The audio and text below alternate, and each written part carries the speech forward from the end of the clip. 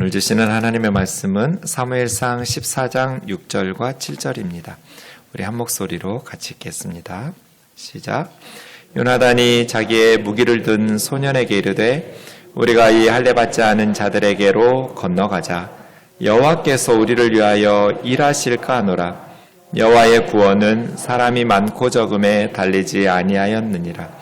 무기를 든 자가 그에게 이르되 당신의 마음에 있는 대로 다 행하여 앞서가소서. 내가 당신과 마음을 같이하여 따르리이다. 아멘. 자리에 앉으셔서 기도하겠습니다. 우리에게 말씀 주시기를 기뻐하시는 하나님, 생명의 말씀을 오늘 또 우리에게 가르쳐 주옵소서. 주님이 기뻐하시는 삶을 살아갈 수 있도록 인도하여 주옵소서. 미련하고 연약한 종을 주님 손에 맡겨옵고 예수님의 이름으로 기도하옵나이다. 아멘. 오늘 본문은 사울이 왕으로 즉위한 초창기에 블레셋이라는 나라와의 전쟁에 대한 말씀입니다. 블레셋이라는 나라는 아모스 9장 7절에 보면 갑돌에서 나온 민족 이렇게 되어 있습니다. 갑돌이 어디냐면 지금 그리스 남쪽의 지중해에 있는 크레타 섬을 성경에서는 갑돌이라고 부릅니다. 그러니까 원래 블레셋 민족은 해양 민족인데 외적의 침입을 받으면서 이들이 밀려나서 지금 이스라엘 서쪽에 지중해 쪽에 자리를 잡고 이주한 민족이라고 생각하면 되겠습니다. 이 블레셋이 사울과 다윗 시대의 가장 큰 이스라엘의 적이라고 말할 수 있습니다. 여러분, 오늘 전쟁터라서 여러 도시 이름이 나옵니다. 지도를 다시 보시면 이렇게 노란 원으로 그려 있는 곳이 블레셋 지역이고요. 거기서 지금 이 블레셋 사람들이 기브아 5km 정도, 그러니까 기브아는 사울의 고향이면서 사울왕 시대의 수도 역할을 한, 우리로 하면 서울이라고 생각하면 됩니다. 그런데 별표 한 대가 게바라는 곳인데 이 기브아의 5km도 안 떨어진 지점에 블레셋 군대의 수비대를 게바라는 도시에 만들어 놓고 있었습니다. 여러분, 지금 서울 5km 지점에 북한 군대가 수비대를 구성해 놓고 있다고 하시면 우리가 불안해서 어떻게 잠을 자겠어요? 이스라엘 사람들 입장에서 보면 지금 블레셋 군대의 수비대가 기브아의 5km 지점에 게바라는 도시에 차지하고 있는 거예요. 전쟁은 이제 그 중간에 있는 막미스라는 곳에서 이렇게 진행되고요. 지금 사울은 길갈이라는 곳에서 사무엘 선지자를 기다리면서 번제와 화목제를 드리고 전쟁을 수행하려고 지금 기다리고 있는 이런 지역, 세 지역이 주로 나옵니다. 기브아, 믹마스, 그리고 길갈. 이 지역을, 그러니까 지금 블레셋 사람들은 이스라엘 한복판에 들어와 있는 거예요. 이스라엘의 한복판에 들어와서 지금 이스라엘을 위협하고 있는 상황입니다. 13장 1절부터 보시면 사울이 왕이 되었을 때 40세, 그리고 사울이 몇 년쯤 통치했을까요? 사도행전에 보면 40년, 그래서 40세에 즉위해서 40여 년간 통치했는데 왕이 된 지 2년째, 그러니까 아직 사울이 국가를 정비할 충분한 시간이 없었어요. 그러한 즈음에 사울은 근위병들 한 3,000명을 데리고 있었습니다. 상비군들이겠죠. 그런데 사울 왕이 2,000명을 이제 자기가 데리고 믹마스라는 곳에서 데리고 있고, 그 다음 요나단이라는 사람이 1,000명을 데리고 기브아라는 곳을 지키고 있는데, 3절에 보니까 이 요나단이 블레셋 사람의 수비대를 5km 정도 떨어져 있는 게바 지역에 있던 블레셋의 수비대를 선제 공격을 합니다. 근데 4절에 보면 요나단이 독단적으로 혼자 한 건 아니고요. 3절에서는 요나단이 블레셋의 수비대를 쳤다고 그랬는데 4절에 보면 사울이 블레셋의 수비대를 쳤다는 것을 보니까 사울 왕의 승인 하에 요나단의 부대가 게바에 있었던 블레셋의 수비대를 친 것 같습니다. 자, 이스라엘 군인들이 블레셋 군대를 쳐서 공격했어요. 전쟁하자는 얘기죠. 그럼 블레셋이 어떻게 하겠어요? 군사를 이끌고 이스라엘을 침략하겠죠. 5절에 보시면 블레셋 군대의 상황, 그들이 어떤 정도의 군대를 이끌고 왔는지를 설명해 주는데 병거가 3만 대. 이 3만이라는 숫자에 대해서 사본들의 좀 차이가 보입니다. 왜냐하면 지금 성경은 원본이 없어요. 남아있는 건 다 사본들인데 사본들의 차이에 따라서 해석들이 좀 달라서 우리 개역개정은 병거가 3만 대라고 했지만 공동번역은 3천 대로 되어 있어요. 제가 볼 때는 3천 대가 맞을 것 같아요. 병거라는 것은 말들이 이끄는 전차부대인데 3만 대에 좀 많거든요. 왜냐하면 그 병거를 타는 사람 마병이라고 그래요. 마병은 6천 명인데 2인승이나 3인승이거든요. 근데 병거가 3만 대라는 것은 숫자가 앞뒤가 좀 안 맞잖아요. 그래서 공동번역처럼 3천 대일 가능성이 높죠. 사사기 4장에 보면 가나안 왕 야빈이라는 사람이 이 병거 900대가 있었어요. 뭐 3천 대도 아니고요. 900대가 있었는데 이스라엘이 이 병거 900대를 거느린 야빈 밑에서 꼼짝 못하고 20년간 통치를 받았어요. 그러니까 당시로 하면 병거가 가장 강력한 무기이죠. 말들이 이끌어가면서 공격하는데 뭐 사람들이 뛰어다니면서 전쟁하는 거하고 게임이 되겠어요? 그러니 블레셋이 3,000대만 이끌고 이스라엘을 쳐들어왔다고 해도 이 병거만 해도 어마어마한 숫자이겠죠. 마병은 6,000명이고 여기서 백성은 그냥 블레셋 백성이 아니라 전쟁에 참여한 블레셋 보병들일 거예요. 블레셋의 보병들은 해변의 모래처럼 셀 수도 없이 많이 이스라엘에 쳐들어온 거예요. 이스라엘 사람들이 그 블레셋의 군대를 보고 너무나 다급하게 절박해서 다 굴, 숲을, 바위 틈, 은밀한 곳, 웅덩이에 들어갈 수 있는 데는 다 비집고 들어가서 숨어버렸어요. 그리고 어떤 이스라엘 군인들은 아예 요단강 건너서 동쪽으로 달아나 버렸어요. 백성들이 블레셋의 군대를 보고 공포에 떨기 시작합니다. 그럼 이스라엘 군대는 어느 규모였을까요? 이러한 블레셋과 맞서 싸워야 될 이스라엘의 군대의 규모를 19절로 가서 보시면 그 당시에 사울 왕 때에는 이스라엘에 대장장이가 없었대요. 철공들이 없는 거예요.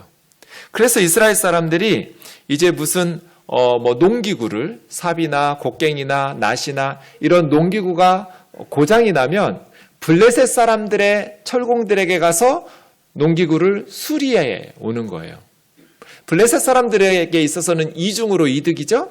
첫 번째는 이스라엘이 철기 무기로 무장하지 못하도록 막을 수 있고, 두 번째는 이스라엘 사람들 농기구 고쳐주면서 경제적인 이득을 취할 수 있고.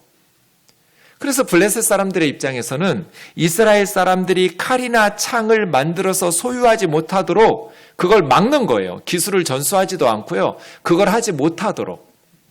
그래서 이스라엘 사람들이 철제 농기구를 수리하려면 블레셋 사람들한테 가야 되는 거예요. 이런 상태의 이스라엘의 무기가 어떻게 되어 있을까요? 22절에 보면 사울과 요나단과 함께 했던 이스라엘 군인들의 손에는 칼과 창이 없었어요. 그냥 곡괭이 들고 삽 들고 낫 들고 전쟁하겠다고 온 거예요. 그리고 철제 무기는 왕인 사울과 그의 아들 요나단. 요나단이 누구였는데 1,000명을 맡겨서 기브아에서 수비하게 했나 했더니 사울의 아들이었네요. 사울 왕의 장남이 요나단이에요. 그러니까 왕하고 왕자 두 사람만 변변한 무기가 있는 거예요. 칼하고 창이. 나머지 백성들은 농기구 들고 지금 싸우겠다고 모인 거예요. 블레셋은 전차 300대를 끌고 왔고 온통 무장하면서 말들 6,000대 끌고 오면서 마병이 6,000명이에요. 그리고 보병은 해변의 모래처럼 셀 수도 없이 많이 모였어요. 그런데 이스라엘 백성들은 농기구 들고 싸우겠다고 모였어요. 숫자라도 많으면 좀 도움이 될까요? 몇 명쯤 되었을까요? 600명. 그 블레셋 군인들을 보면서 3,000명의 근위병, 상비병들도 다 달아나 버렸어요. 사울 곁에는 600명 남았어요. 80%가 도망가 버렸고요. 600명만 왕과 왕자와 함께 지금 블레셋과 싸우겠다고 있는 거예요. 승리 가능성 제로예요. 이스라엘이 뭘 가지고 싸울 수 있겠어요? 무기가 있어요? 군인이 있어요? 그렇게 여러분 이때 사울왕의 마음이 어땠을까요? 백성들은 점점 탈영하고 점점 줄어들어요. 변변한 무기도 없어요. 그런데 상대방은 엄청난 군대를 이끌고 해변의 모래처럼 쳐들어왔어요. 나라를 지켜내야 될 사울왕이 얼마나 답답했을까요? 사울은 사무엘 선지자가 말한 대로 일주일 동안 기다리고 있습니다. 하나님 앞에 번제와 화목제를 드린 후에 전쟁에 참전할 수 있기 때문에 사무엘이 10장 8절에서 이런 일이 있을 때는 길갈에서 7일 동안 기다리라고 명령했었거든요. 7일을 기다리는. 그런데 군인들은 점점 탈영병이 늘어나요. 더 불어나면 그래도 용기가 생길 텐데 그렇지 않아도 지금 두려워서 공포에 떨고 있는데 점점 사울에게서 군인들이 흩어지고 있어요. 사무엘 선지자는 안 와요. 목이 빠지라고 기다리는데 사무엘이 오지를 않아요. 그래서 사울이 7일째 되었을 때 번제와 화목제를 가져오라고 그래서 자기가 번제를 드려요. 그런데 번제 드리기를 마치자마자 사무엘이 도착했어요, 길갈에. 이 늙은 할아버지 사무엘은 얼마나 약속한 7일에 늦지 않으려고 노심초사하면서 급하게 서둘렀을까요? 번제 끝나고 화목제 드리기 전에 도착한 거예요. 그러니까 사울이 조금만 더 기다렸더라면 사무엘이 제사장으로서 번제와 화목제를 집례했을 거예요. 그런데 그 작은 시간을 기다리지 못해서 사울이 직접 제사장도 아닌데 하나님 앞에 번제를 드리고 참전하겠다고 한 거예요. 사무엘이 물었어요. 왕이 한 것이 무엇이냐고. 원문에는 왕이 아니라 2인칭 단수니까 당신이 네가 한 게 뭐냐 이렇게 물은 거예요. 당신 뭐 했냐? 너 뭐 했냐고 물었는데 사울의 대답을 보면 내가 뭐 했는지를 말하기 전에 남들 얘기만 해요.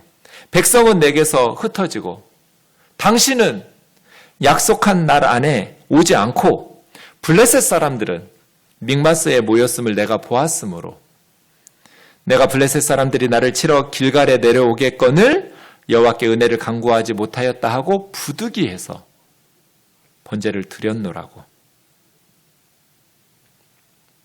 사울이 잘못한 게 뭐예요? 그럼 7일은 왜 기다린 거예요? 사울이 제사 드려도 된다면 7일을 기다릴 필요가 없잖아요. 7일 동안 뭐하러 기다리라고 그래요? 급하면 네가 제사 드리고 전쟁터 나가라 하면 되잖아요. 7일씩 기다릴 필요가 없어요. 기다리라는 것은 너는 왕이지 제사장이 아니니까. 내가 7일 안에는 어디 있든지 달려갈 테니까 기다리라고 한 거잖아요. 하나님께서 명령하신 것을 왜 사울왕은 지키지 못하고 사무엘 선지자를 기다리지 못하고 자신이 번제를 드렸을까요? 하나님의 도우심을 구하면서 하나님 앞에 번제를 드린 걸까요? 아니면 탈영하는 백성들의 심리적인 안전을 위해서 번제를 드린 걸까요? 하나님 앞에 번제를 드리고 하나님의 도우심을 구할 생각이었다면 하나님의 명령을 지켰겠죠. 하나님의 방식을 따랐겠죠. 하나님 앞에 번제는 드리는데 하나님을 염두하면서 하나님 중심으로 하나님 앞에 예배한 것이 아니라 사람들 눈치 보면서 나 하나님 앞에 예배드리고 이제 하나님 우리 도울 테니까 탈영하지 마라. 군사들의 심리적 안정을 위해서 예배드린 거예요. 사울의 죄는 하나님을 정치에 이용해 먹은 죄예요. 번제와 예배를 자기의 목적을 위해서 이용해 먹어도 된다고 생각한 죄. 우리는 이런 죄를 짓지 않나요? 목사들이 언제 제일 겸손해질까요? 설교 직전입니다. 요즘 코로나 때문에 찬양대가 없지만 예전에는 찬양대가 영광 찬송 끝나면 제가 나와서 설교하잖아요. 찬양대가 앞에서 하나님 앞에 찬양할 때 저는 저 뒤에서 무슨 기도할까요? 그때가 제일 겸손한 시간이에요. 주님이 뭘 시켜도 다 한다고 대답할 수 있는 시간이에요. 하나님 도와주세요. 나 너무 떨려요. 하나님 함께 해주세요. 하나님의 자녀들에게 은혜 주세요. 말씀해 주세요. 만나 주세요. 그날도 그렇게 기도하고 있었어요. 찬양하고 있을 때 저는 뒤에서 설교를 앞두고 하나님의 도우심을 구하면서 기도하고 있는데 갑자기 성령님께서 제 마음에 말씀하셨어요. 깜짝 놀랐어요. 야, 너 예배 좀 드려라. 제가 뭐라고 대답할게요? 저 지금 예배 드리고 있잖아요. 그랬더니 못 들은 척 하시면서 똑같은 말씀 하셨어요. 너 예배 좀 드려라. 그래서 제가 잠깐만요. 예배 끝나고 얘기하자고. 예배 끝나고 그 다음 일주일 동안 제 인생에서 가장 심각하게 회개했어요. 그 한 주간이 저에게는 너무나 충격적이었어요. 왜 성령님은 저한테 설교하려고 준비하고 있는 목사한테 너 예배 좀 드리라고 했을까요? 그럼 저는 뭐 한 걸까요? 예배를 안 드린 거예요. 예배하는 자가 아니라 예배를 인도하는 자였던 거예요. 제 마음속에는 내가 설교를 잘해야 성도들이 은혜를 받고 말씀의 은혜를 받아야 교회를 떠나지 않고 처음 온 성도들이 등록을 하고 내가 설교를 잘해야 이 지하 작은 교회가 성장해서 자립할 수 있다. 그럼 저는 하나님께 예배한 거예요? 사람들 들으라고 사람들을 위해서 예배한 거예요? 하나님을 위해서 예배한 게 아니에요. 내가 원하는 것을 얻기 위해서 예배를 이용해 먹은 거예요. 이것이 사울의 죄예요. 하나님 앞에 번제 드렸어요. 그런데 하나님을 위해서 하나님 사랑해서 하나님의 도우심이 필요해서 하나님 앞에 온전한 예배를 드린 게 아니에요.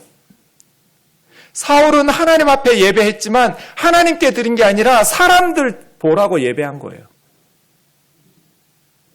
자기의 목적을 위해서, 자기가 원하는 것을 얻기 위해서, 사람들의 인정과 칭찬을 위해서. 나는 하나님 앞에 예배한 것이 아니라 내가 원하는 것을 얻기 위해서 설교를 이용하고 예배를 이용한 거예요. 그 한 주간이 제 인생에 가장 심각하게 회개한 한 주였어요. 내가 예배를 안 드렸구나. 나는 하나님을 이용해 먹었구나. 사람이 절박한 상황에 처하면 본심이 드러나요. 저도 큰 교회에서 부교역자 할 때는 예배 잘 드렸어요. 그런 생각 해본 적이 없어요. 그런데 개척하고 아무리 발버둥 쳐도 전도가 안 되고 성도들이 찾아오지 않고 그러니까 다급해지는 거예요. 내가 설교를 잘해야 성도들이 떠나지 않고 내가 설교를 잘해야 성도들이 등록을 한다. 나는 하나님을 두려워한 거예요? 사람을 두려워한 거예요? 사람을 두려워한 거예요.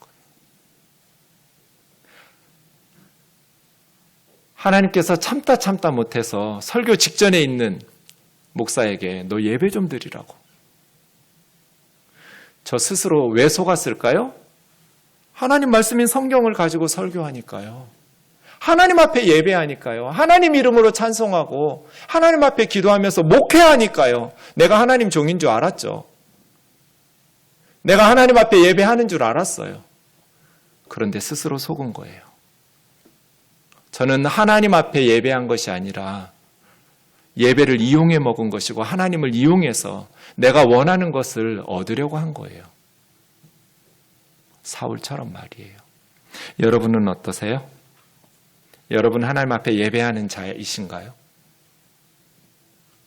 정말 하나님을 사랑하고 하나님 앞에 예배하는 것이 내 삶의 가장 소중한 시간이고 그것이 나에게 가장 복된 시간이고 나는 하나님을 예배하기를 사모하고 하나님을 사랑하기 때문에 하나님 앞에 사랑을 고백하면서 하나님 앞에 예배하는 것이 내 삶의 가장 소중한 일이라고 그렇게 예배하는 자인가?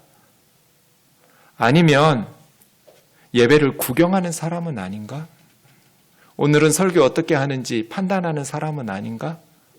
오늘은 기도하는 사람이 기도를 잘하느니 못하느니 그렇게 비판하는 사람은 아닌가? 예배를 구경하는 구경꾼은 아니에요? 여러분 정말 온 마음을 다해서 하나님 앞에 예배하고 계신가요? 여러분 예배자예요?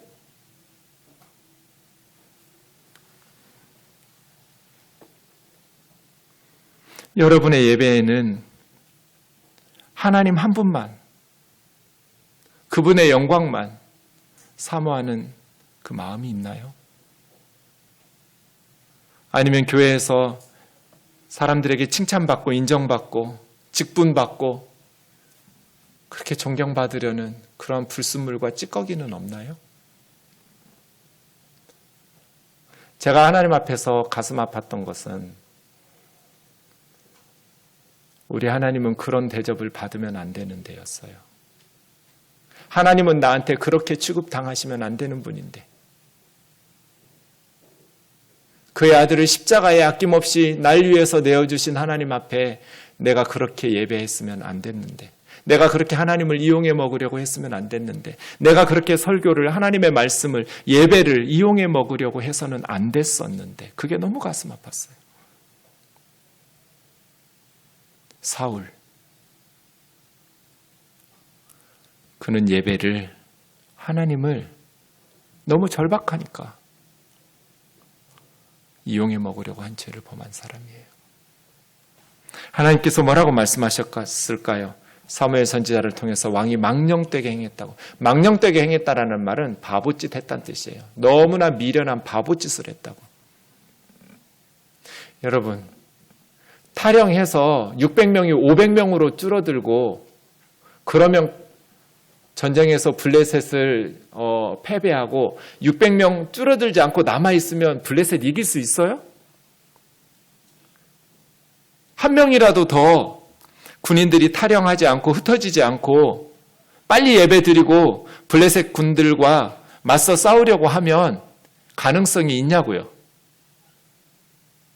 어차피 가능성 없잖아요. 블레셋은 병거만 3,000대인데 해변에 모래같이 많은 숫자를 이 600명이 뭐 거기서 줄어들어서 500명이 되든 400명이 되든 그게 무슨 차이가 있을까요? 어차피 사울에게 승리의 유일한 가능성은 하나님 한 분, 하나님께서 도우시고 하나님께서 은혜를 베푸셔야 되잖아요. 하나님께서 개입하셔서 나와 함께 하셔야만 블레셋을 이길 수 있잖아요. 여러분 세상을 이기실 수 있으세요? 주변에 좋은 교회들이 널려 있는데 지하에 작은 개척교회가 젊은 목사인 제가 설교 잘한다고 뭐가 달라질까요? 가능성 있어요? 없었어요. 그런데 교만하게도 어리석게도 스스로 착각하면서 스스로를 속인 거예요. 여러분은 어떻게 하나님 앞에 서 있는지 점검해 보세요. 당신이 어리석은 바보짓을 했다고. 2번 반복해서 여호와께서 왕에게 내리신 명령을 지키지 아니하였다고 사무엘은 지적합니다. 하나님께서 당신에게 명령하신 것을 왕이 지키지 않았다고. 그래서 하나님은 하나님 마음에 맞는 사람을 찾아서 백성의 지도자로 세울 거라고. 뭐가 틀린 거예요? 사울의 마음이 틀린 거예요. 이건 뭐 기다렸느니 안 기다렸느니 예배를 드렸느니 안 드렸느니 그런 외형적인 문제가 아니고요. 사울의 마음이 틀려먹은 거예요. 하나님을 이용해 먹고 번제를 이용해 먹고 자신의 목적을 성취할 수 있다고 생각하는, 그래서 어리석은 망령된 일을 했다고 사무엘의 평가를 받는 거예요. 우리 하나님은 어떤 예배를 원하세요? 마음이 온전한 사람. 저와 여러분의 마음이 하나님 앞에 온전하기를 원합니다. 하나님 사랑을 사모하고 우리를 위해서 그의 아들을 십자가에 내어주신 예수님, 그 주님을 불순물과 찌꺼기를 가지고 나의 세상적인 욕망을 가지고 예배하고 섬기고 봉사하는 것이 아니라 그냥 순수하게 하나님을 사랑하고 그 주님의 도우심을 의지하면서 하나님 앞에 나아가는 우리 우면동교회가 되기를 주의 이름으로 축원합니다. 어차피 우리 힘으로 세상 못 이겨요. 하나님이 개입하셔야 돼요. 하나님이 도우셔야 돼요. 그러려면 저와 여러분의 마음이 하나님하고 맞아야 돼요. 불순물과 찌꺼기가 있으면 안 돼요. 하나님은 우리에게 적당히 이용당하실 수 있는 분이 아니에요. 호락호락 하신 분이 아니에요. 그래서 사울이 바보짓 했다고 사무엘에게 책망을 받은 것이죠. 15절에 보면 사울과 함께한 군인의 수는 600명 가량이었습니다. 괜찮습니다. 하나님께서 함께 하시면 기드온은 미디안의 군대도 메뚜기 떼 같았고 미디안의 군대도 해변의 모래같이 많았었는데 하나님께서 이스라엘 군인들 계속 너무 많다고 줄이시면서 300명만 남겨주시고도 기드온과 함께 미디안의 군대를 이기고 승리하게 하셨어요. 그러니까 600명이면 인간적으로 보면 무기도 없고 군인도 숫자가 부족해서 질 수밖에 없지만 하나님 앞에 온전하기만 하면, 하나님께서 역사하시면 얼마든지 블레셋을 이길 수 있어요. 그것이 이스라엘의 역사와 경험을 통해서 계속해서 그들이 하나님 앞에 배웠던 내용이잖아요. 애굽을 군사력으로 이겼나요? 하나님이 도우셔서 이겼잖아요. 가나안을 군사력으로 정복했나요? 하나님이 도우셔서 승리했잖아요. 하나님께서 함께 하시면 어떤 적군도 이길 수 있다라는 믿음과 신뢰를 사울이 가지고 있었다면 말이에요. 블레셋의 군대는 이제 노략군들을 세 떼로 나누어서 이스라엘을 세 방향에서 공격하기 시작합니다. 그리고 본격적인 전쟁이 시작되었습니다. 군사력 비교를 다시 한번 해보겠습니다. 5절에 블레셋 군대는 병거가 3만 혹은 3천, 마병이 6천, 백성은 보병은 해변의 모래. 근데 이스라엘 백성들은 어땠어요? 600명. 그런데 무기는요? 왕과 왕자만 철제 무기가 있어요. 칼과 창이 있고요. 나머지 백성들은 지금 곡괭이 들고 왔어요. 농기구 들고 전쟁하겠다고. 전차부대 앞에서 서 있는 거예요. 답답한 상황이에요. 누군가가 이러한 상황을 돌파해내야 돼요. 그런데 그런 사람이 등장했어요. 14장 1절에 보면 사울의 아들 요나단이에요. 요나단. 사울의 아들 요나단이 무기를 돈 소년에게 우리가 건너편 블레셋 사람 부대로 건너가자. 그쪽으로 뭐 망명에 가자거나 그쪽 한번 구경 가자는 게 아니에요. 가서 선봉대 역할하면서 싸우러 가자는 거예요. 우리 둘이 블레셋 진영의 부대로 쳐들어가서 그들을 맞서 싸우자. 아버지 사울에게 알리지 않고 갔어요. 그때 사울은 석류나무 아래에서 쉬고 있었어요. 뭐 어떻게 할 수 있는 손 쓸 방법이 없어요. 석류나무 아래 머물러 있을 때 600명과 함께 넋놓고 있을 때 누군가가 이 상황을 돌파해내는데 사울의 아들 요나단이 자기 무기를 든 소년과 함께 둘이서 쳐들어갑니다. 4절 5절에 보면 믹마스로 가는 양쪽 길이 험한 바위가 있어서 지나기 힘든 협곡이었다라는 것을, 그만큼 요나단과 무기를 든 소년이 위험한 전쟁 수행을 감행했다라는 것을 가르쳐주고 있습니다. 그런데 요나단이 그렇게 블레셋의 군대로 가게 된 이유가 6절과 7절이 나옵니다. 6절 보시면 우리가 이 할례받지 않은 자들에게로 건너가자예요. 이것이 골리앗 앞에서 다윗이 한 말하고 똑같아요. 저 할례받지 않은 이방인이 감히 우리 이스라엘의 하나님을 그리고 하나님의 군대를 모욕하다니 하면서 다윗이 펄쩍펄쩍 뛰면서 골리앗하고 싸우겠다고 자원한 거잖아요. 요나단이 같은 심정으로 저 할례받지 않은 이방인들이 우상을 섬기는 우상 숭배자들이 감히 살아계신 하나님을 섬기는 이스라엘 한복판에 쳐들어와서 무기를 끌고 와서 하나님의 백성들을 모욕하고 하나님의 이름을 모욕하는 이 상황을 요나단은 못 견디겠는 거예요. 요나단은 거룩한 분노가 일어났어요. 할례받지 않은 블레셋 사람들이 하나님의 백성과 하나님의 이름을 모독하는 것 때문에 요나단은 마음속에 거룩한 분노가, 하나님에 대한 시기 질투가, 하나님을 위한 열정이 생긴 거예요. 그래서 우리 둘이 건너가서 목숨 걸고 싸우자는 거예요. 여호와께서 우리를 위하여 일하실까 하노라. 여호와의 구원은 사람의 군대 수가 많고 적음에 달려있지 않다.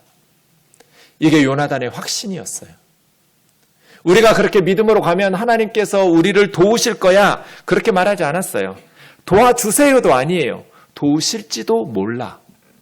도우실까 하노라예요. 우리가 믿음으로 하나님 앞에 헌신한다고 하나님께서 반드시 우리의 믿음에 응답하셔야 되나요? 요나단은 그렇게 교만한 생각을 가지지 않았어요. 그런데 석류나무 아래서 600명과 아버지가 앉아만 있는 그 상황을 보고 있을 수 없어서 먼저 무기를 든 소년에게 우리 둘이 적진에 쳐들어가서 선제 공격하자. 그런데 이 무기를 든 소년이 당신 마음에 있는 대로 다 행하여 앞서가소서 내가 당신과 마음을 같이하여 따르리이다. 같이 가겠다는 거예요. 요나단에게서 우리는 세 가지를 좀 정리해 볼 수 있어요. 요는 여호와라는 이름의 축약형이고요. 나탄이라는 말은 주다라는 뜻이니까 요나단은 여호와께서 주셨다. 진짜 좋은 이름이에요. 하나님이 주신 사람. 조나단이라는 이름이 참 좋은 뜻을 가지고 있는데 이 사울의 아들 요나단은 진짜 하나님이 주신 사람이에요. 하나님이 이스라엘에 주신 선물 같은 사람이에요. 지금 나라가 망할 위기예요. 이 전쟁에서 이스라엘이 승리할 가능성 제로예요. 그런데 요나단은 이 전쟁의 승부를 뒤집어 엎었어요. 나라를 위해서 목숨 걸고 선봉에 선 사람이에요. 왕의 장남이에요. 그냥 몸 사리고 있으면 그 다음에 자기가 왕 될 가능성이 매우 높은 사람이에요. 자기 아버지가 왕이니까 자기 몸 사리면서 살아남으면 이스라엘의 왕이 될 가능성이 가장 높은 사람이 요나단이에요. 그런데 요나단은 공동체가 위기에 처했을 때 목숨을 걸고 선봉에 서서 적진에 뛰어든 사람이에요. 그가 그렇게 뛰어든 것은 할례받지 않은 자들에게 모욕받으시는 하나님에 대한 분노 때문이에요. 할례받지 않고 우상을 섬기는 이방인들에게 모욕을 당하시는 하나님을 견뎌낼 수 없었기 때문에 목숨 걸고 뛰어드는 거예요. 그리고 요나단은 죽으러 적진으로 함께 들어갈 때 동역자가 있었던 사람이에요. 내가 당신과 마음을 같이하여 따르리이다. 앞서 가줘서 내가 같이 가겠다고. 저와 여러분에게는 이렇게 죽으러 가는 적진으로 함께 갈 동역자가 있나요?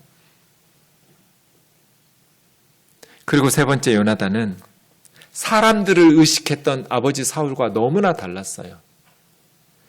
하나님을 신뢰했어요. 하나님을 의지했어요.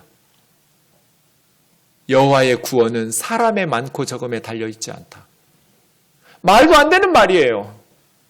이건 그냥 자살행위예요. 그런데 요나단은 여호와의 구원은 사람의 많고 적음에 달려있지 않다. 하나님께서 우리를 위해서 일하실지도 모르잖아. 하나님께서 우리를 불쌍히 여겨 주신다면, 하나님께서 이 전쟁에 개입하시고 우리와 함께 하신다면 우리는 승리할 수 있다. 믿음이 있었어요. 그래서 이 전쟁에서 하나님과 동역한 사람은 사울 왕이 아니고요. 그의 아들 요나단이었어요. 이제 적군으로 가는데 블레셋 진영으로 들어가는데 하나님께서 블레셋을 요나단과 이스라엘 백성들에게 넘겼는지 넘기지 않았는지 확인할 방법이 없잖아요. 그래서 요나단이 무기 맡은 사람에게 이렇게 말하는 거예요. 우리가 그들 앞에 보일 때 블레셋 군인들이 너희들 거기 기다려 우리가 내려갈게 하면 하나님이 우리에게 넘긴 거 아니야. 그러니까 도망가야 되고 그들이 블레셋 군인들이 우리를 발견하고 이리 올라와라 라고 말하면 하나님이 우리 손에 넘긴 거다. 그럼 치러 올라간다. 이렇게 하나님의 뜻을 분별하자고 이야기하고 갔어요.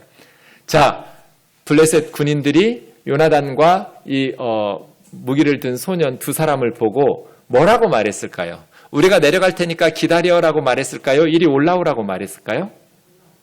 네, 안 봐도 아는 내용이에요. 올라오라고 말했겠죠. 하나님이 이 요나단 같은 사람을 버릴 리가 없잖아요. 올라오라는 거예요.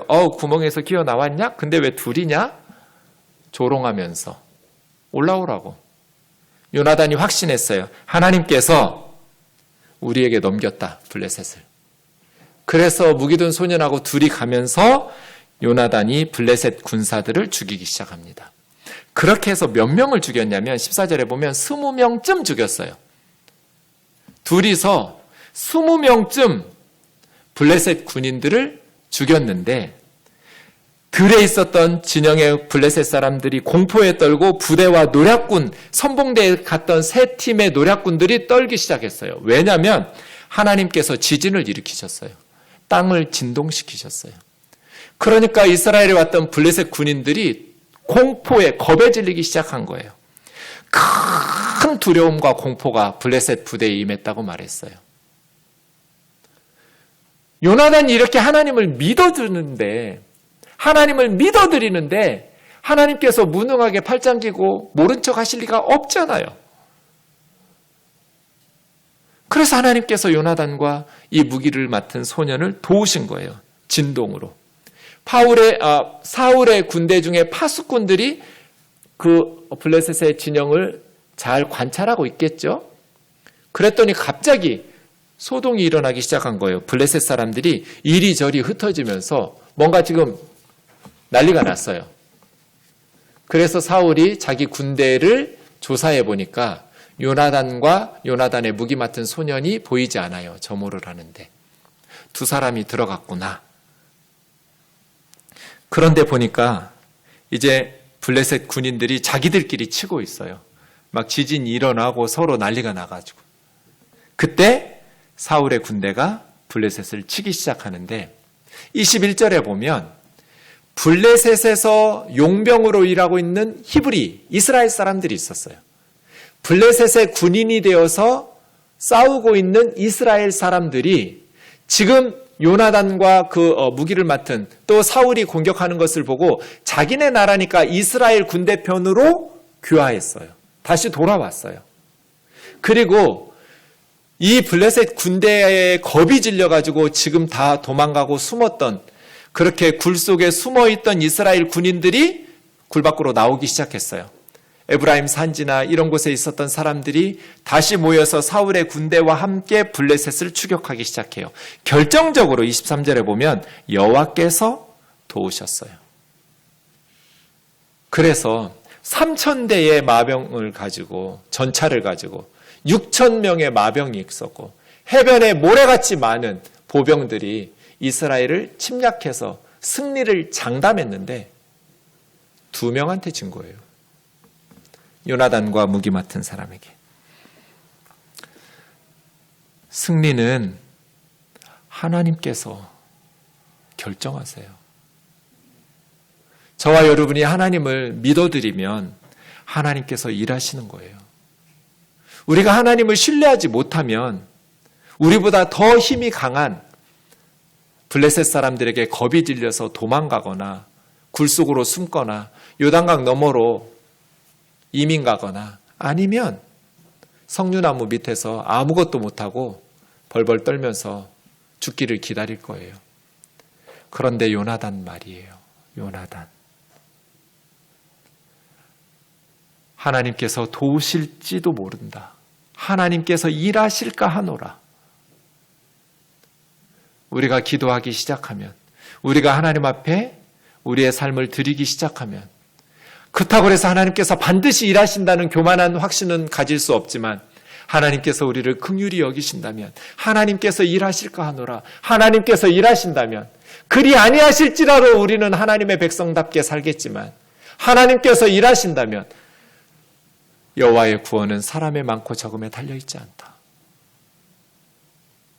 이런 요나단과 같은 믿음의 사람들이 되기를 주의 이름으로 축원합니다. 저와 여러분이 처해 있는 이 답답한 상황을 누군가가 돌파해낸다면 누가 돌파해내는가? 믿음의 사람들, 요나단 같은 사람들.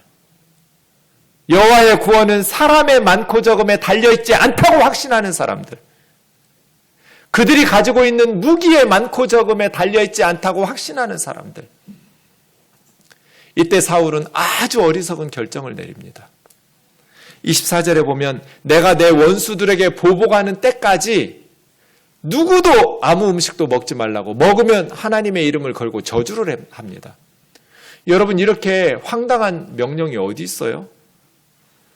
전쟁터 뒤에 있는 후방의 백성들은 금식하면서 기도해야지만 지금 전쟁을 수행하는 군인들은 잘 먹고 힘을 내서 싸워야 되는데 왜 금식을 시키냐고요. 자기의 개인적인 보복 감정 때문에, 블레셋 때문에 내가 하나님 앞에 버림받았다는, 내 원수 블레셋을 다 쳐서 무찌를 때까지는 누구도 입에다가 음식을 대지 말라고, 이런 바보 같은 명령과 그런 저주를 쏟아붓습니다.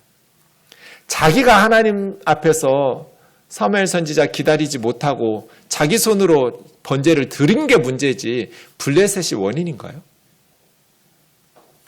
그런데 요나단은 아버지의 그 저주를 못 듣고 지팡이 끝으로 꿀을 찍어 먹습니다. 그랬더니 요나단의 눈이 밝아졌어요. 피곤했는데 피로가 쫙 풀리고 에너지가 생겼어요. 꿀이 몸속에 들어가니까.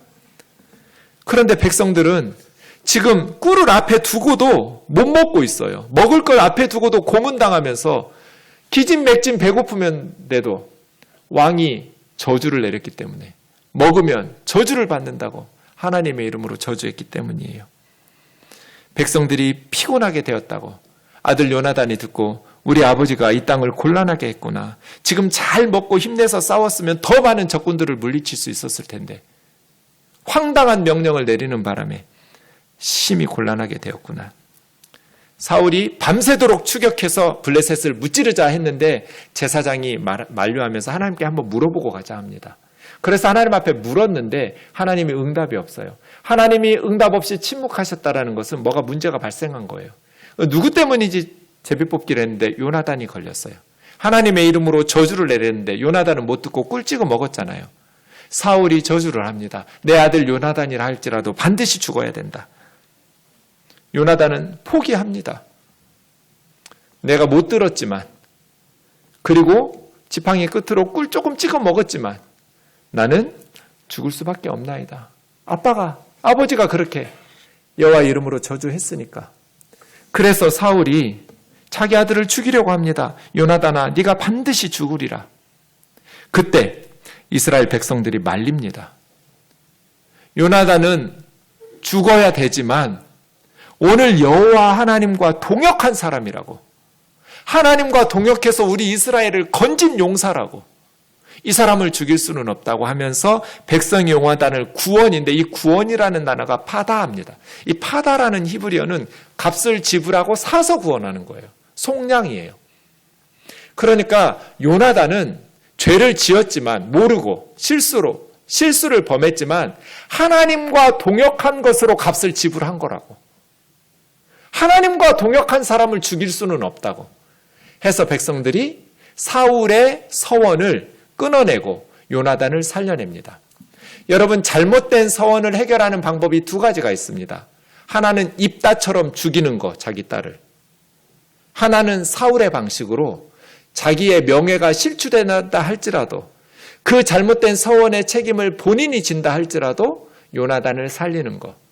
여러분, 입다의 방식을 취하지 말고 잘못된 서원을 했을 때는 사울의 방식을 취하는 것이 옳습니다.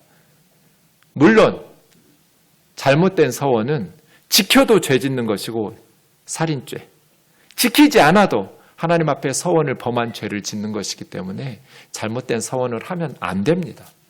하지만 여러분이 잘못된 서원을 했다면 입다 방식을 취하지 말고 사울의 방식을 취하세요. 남 죽이지 말고 그냥 여러분이 죽으시라고요. 여러분의 명예 실추당하고 여러분이 책임지세요. 잘못된 서원을 한 사람이.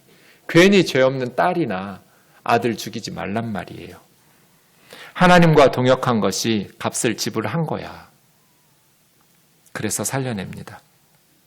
이렇게 내부 갈등이 있는 바람에 블레셋은 안전하게 자기네 나라로 도망가고, 그리고 오랜 후에 다시 정비해서 골리앗을 필두로 다시 이스라엘을 침략해 오는 그러한 어리석음을 사울의 황당한 이 감정적인 흥분 상태에서 내린 명령 때문에 지체하게 됩니다. 잘 나갈 때 오버하면 안 됩니다. 자신의 잘못을 남 탓으로 돌리면 안 됩니다. 그리고 사울처럼 잘못을 깨달았으면 그것을 수정할 수 있는, 남 죽이지 말고 입다처럼 자신의 명예를 실추하는 한이 있더라도 자신의 것을 내려놓을 줄 아는 겸손함이 있기를 원합니다.